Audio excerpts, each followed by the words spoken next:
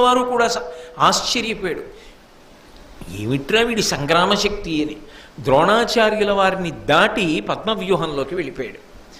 ఆ పద్మవ్యూహంలోకి వెళ్ళిపోతూ ఆయన ఏమనుకున్నాడంటే, వ్యూహాన్ని భేదించేశాను కాబట్టి వెనక పెదనాన్నగారు ధర్మరాజు గారు వస్తారు, భీమసేనుడు వస్తాడు, నకుల సహదేవులు వస్తారు, దృష్టజ్యుమ్నుడు వస్తాడు, ద్రుపద మహారాజు వస్తాడు, సైన్యం అంతా ఉంటుంది వెనకాతల.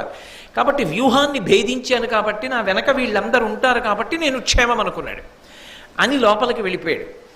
వీళ్ళు లోపలికి వెడదాం అనుకున్నారు. మొత్తం పాండవ సైన్యాన్ని ఆపేశాడు సైంధవుడు. శివుడి వరం ఉందిగా, అర్జునుడు వినా మిగిలిన నలుగురిని ఒకరోజు ఆపగలవు, శివుడి వరం ఉంది. ఇవాళ కలిసి వచ్చింది.